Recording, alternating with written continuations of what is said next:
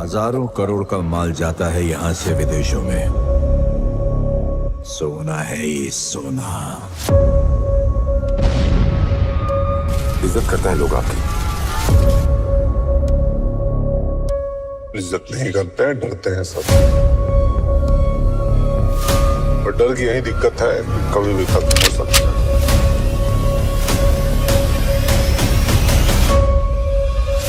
नमस्कार, स्वागत है आप सभी का बॉलीवुड स्टूडियोज में। फोन की घंटी बजती है और सामने से आवाज आती है, अन्ना।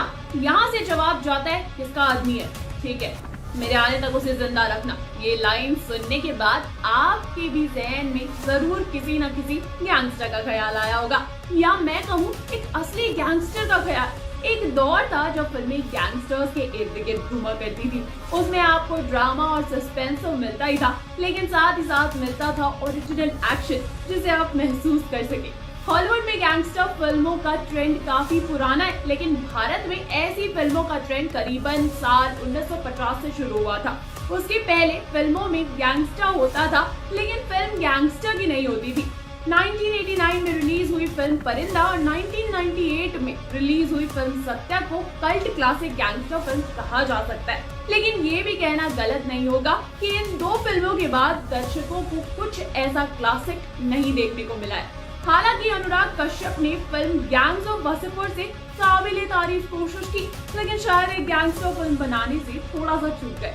वहीं वेब सीरीज में सैक्रेड गेम्स और मिर्जापुर ने दर्शकों को वही खून जगाया है जिसका नशा चढ़ जाए तो उतरना थोड़ा मुश्किल होता है दोस्तों। लेकिन ये सुपरहिट वेब सीरीज एक बड़ा सवाल अपने साथ में लाती है कि क्या बड़े पर्दे पर गैंगस्टर्स की मौत हो चुकी है? फिर रिलीज हुई साउथ की बेहतरीन फिल्में जैसे KGF, KGF 2, पुष्पा, जिसने हमें रियल मॉन्स्टर्स से मिलवाया, जिन्होंने एक्शन ही नहीं बल्कि डायलॉग बाजी और मारपीट में एकदम 70s की फिल्मों के गैंगस्टर्स की याद दिला दी। लेकिन गैंगस्टर्स फिल्मों की शुरुआत इंडिया में कैसे हुई? तो बता दें कि बात साल 1947 के आसपास की है, जब पूरे देश में ही धीरे धीरे लोगों ने मुंबई की ओर रुख करना शुरू कर दिया था। छोटे शहर में बढ़ती बेरोजगार आबादी ने क्राइम की शुरुआत की।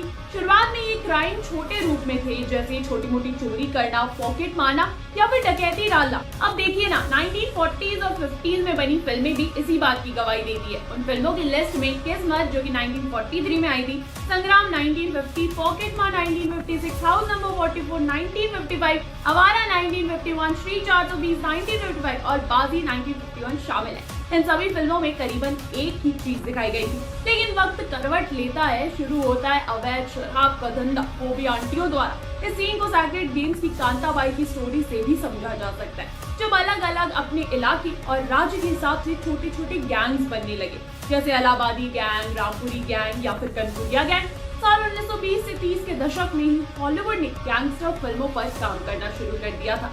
यहाँ तक कि उस वक्त की उनकी फिल्मों में क्राइम कैसे आयोजित होता है, इस बात की झलक भी दिखने लगी थी।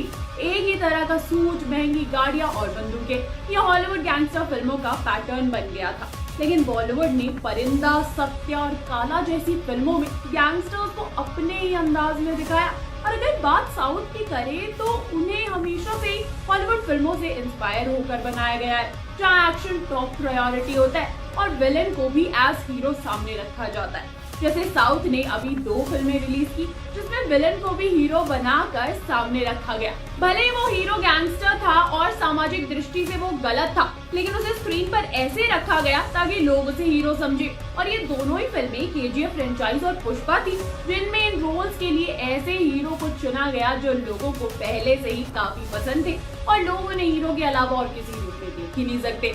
फिल्म में जो रियल हीरो एक्चुअली में प्ले कर रहा होता है, वो कैरेक्टर्स के चलते विलेन बन जाता है। असल में बात ना हमारी सोच और राइटर की कहानी की है, वो कैसे कैरेक्टर्स को अपनी ऑडियंस के लिए डेवलप कर रहा है। अगर बात KGF की करें तो इसमें सरकार और Ramika Sen as hero play कर रही थी और रॉकी और अधीरा दोनों ही विलन थे, पर हमने और आपने सिर्फ अधीरा को विलन की कैटेगरी में रखा। क्यों? सही बात है ना, जबकि काम तो दोनों एक ही कर रहे थे ना, स्मगलिंग। लेकिन यहाँ फर्क आया फिर उस राइटर का, जिसने इसकी कहानी लिखी, जिसने रॉकी को लोगों का हीरो बनाने के लिए इमोशनल टच दिया। रॉकी की कहानी को माँ से जोड़ा, माँ की इमोशनल टच को लोगों से रिलेट किया, रॉकी को गरीबों का मसीहा बनाया, एक सच्चा आशिक भी बनाया। जिसने एक विलन को हीरो की कैटेगरी में लाकर खड़ा कर दिया। और ये कमाल किसी और का नहीं, उसी राइटर का था जिसने फिल्म की कहानी को लिखा, जो है हमारे प्रशांत नील।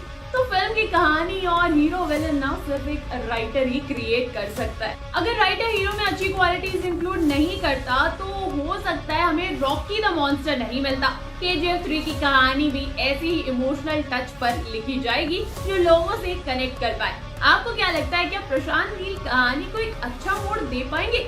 हमें कमेंट्स कर जरूर बताएं दोस्तों। और हाँ, अगर ये वीडियो पसंद आई हो तो इसे लाइक कर दीजिए, शेयर कर दीजिए, सब्सक्राइब कर लीजिए हमारे चैनल बॉलीवुड स्टूडियोज को। मैं अंजलि लेती हूँ आप सभी से इजाजत, मिलूंगी आपको नेक्स्ट वीडियो में भाई।